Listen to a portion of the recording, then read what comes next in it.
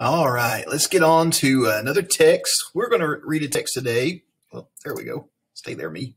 We're going to read a text today that kind of reviews our lesson from our textbook yesterday. What's going on here? There we go. That reviews our lesson from our textbook yesterday. Gets into a little more detail on especially Sherman's march to the south. And so we didn't have a whole lot of detail on that in our textbook, but this does. So we're going to read this today, and it's called Surrender and Assassination. And it's the last text we're going to read about the Civil War. I've enjoyed it. It's sad reading about the Civil War, but we've learned a lot about it. We're going to have a kind of a review day tomorrow and take a little test on the Civil War tomorrow, Friday rather. So pay close attention. You will have some questions to answer today about the Civil War. So here we go. Let's look first at this picture here. It's a picture of a battle of Chickamauga. All right, chapter 16, Surrender and Assassination. Gettysburg and Vicksburg were two of the most decisive Okay, my very goodness. There we go. Gettysburg and Vicksburg were two of the most decisive chapters of the Civil War, and the Confederacy would never recover from either. Remember, Gettysburg is where Pickett's charge happened, and the Confederate soldiers just charged across the field and were shot down by cannons and lost thousands and thousands of men in Gettysburg. And Vicksburg is where they took over the city. They were eating their mules and dogs and rats just to stay alive during those battles. Yeah, they were two of the most decisive chapters of the Civil War, and the Confederacy would never recover, it says. Incredibly, however, war would still drag on for another 2 years.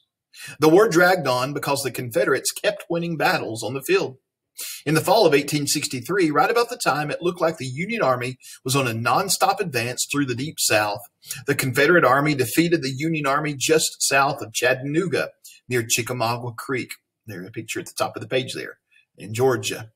It would take the Union Army several months to recover. By the time it did, it was under the command of General William T. Sherman. In April of 1864, Sherman's 100,000-man army marched out of Chattanooga and headed southeast. After a couple of battles and a long siege, the city of Atlanta surrendered to the Union Army in September of 1864.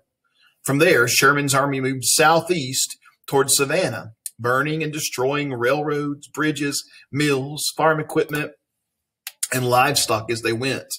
This march to the sea, as it was known, was meant to break the South's ability and desire to fight.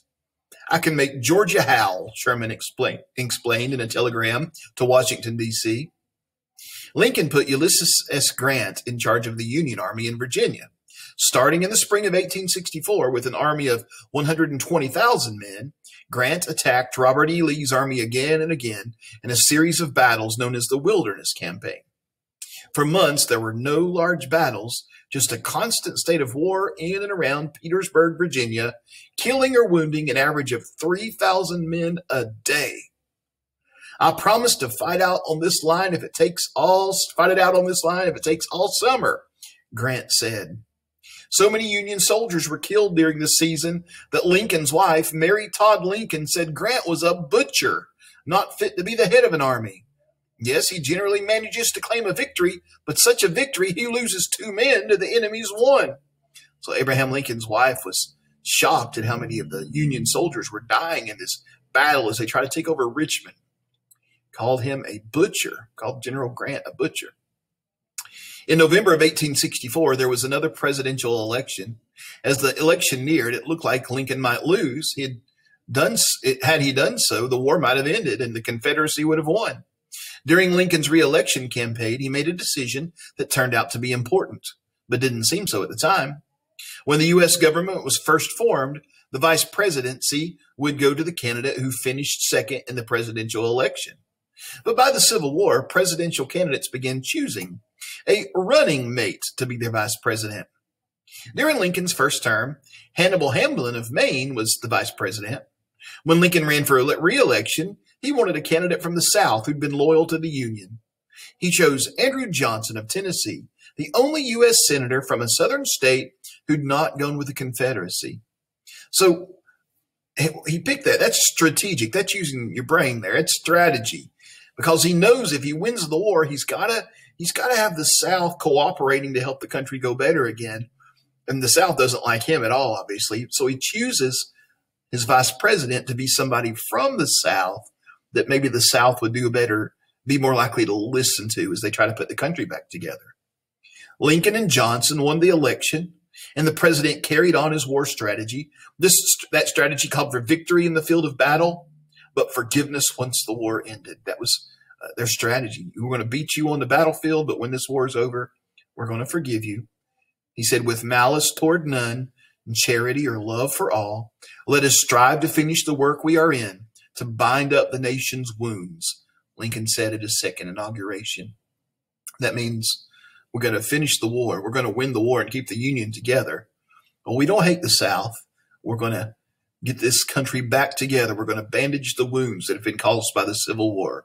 We're going to keep everything, make it even better than it was before the war, and let the people in the South who fought against us know that we forgive them, and we want them to be our friends and our citizens, fellow citizens again.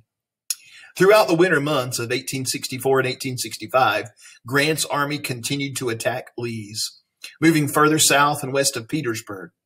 By this time, Lee's army was running out of ammunition, food, and soldiers. The Union Army finally broke through, and the Confederate Army of Northern Virginia pulled back and left Richmond, that was their capital, remember, undefended. April 1865 was one of the most important months in American history. On April 2nd, the Union Army invaded Richmond. For the next several days, Grant's army kept up with Lee's army as it retreated toward the west. By this time, Grant was afraid Lee would dismiss his army and that it might take months, even years, to round them all up. However, on April 9th, Lee realized that his men could not carry on any longer. He surrendered his army to Grant in Appomattox, Virginia. This event signaled an end to the Civil War. All organized Confederate unions surrendered during the next few weeks. Confederate soldiers and leaders were required to turn in their weapons and pledge to never again take up arms against the U.S. government. They were told that none of them, even the leaders such as Lee, would be prosecuted for having fought against the government. That's amazing, isn't it? After all these 600, maybe 700,000 people died in this war that they caused by seceding, they're just going to forgive them. Just make them pledge and say, we're never going to fight against the United States again. That's all they made them do. That was part of getting the country back together. And then on April 14th, 1865, Lincoln decided to take the night off and enjoy himself, something he hadn't done very much in the previous 4 years. That night, an actor and Confederate sympathizer named John Wilkes Booth burst into the private box in which the president and Mary Todd Lincoln were watching the play. Booth shot Lincoln through the head. The president died early the next morning, becoming the first president assassinated in American history. Andrew Johnson of Tennessee became the 17th president of the United States. He's the third and the last president who's been from Tennessee. We had Andrew Jackson, James K. Polk, and now Andrew Johnson. 3 presidents from Tennessee. Nobody else from Tennessee has ever been president since this time. Pretty amazing fact. Well, yay, the war is over. Boo, President Lincoln got killed at the end of the war. It's kind of a review what we did yesterday. All right, you've got some questions on this text. I'll let you go answer them. Make sure you use the text to answer them, okay? We'll see you tomorrow.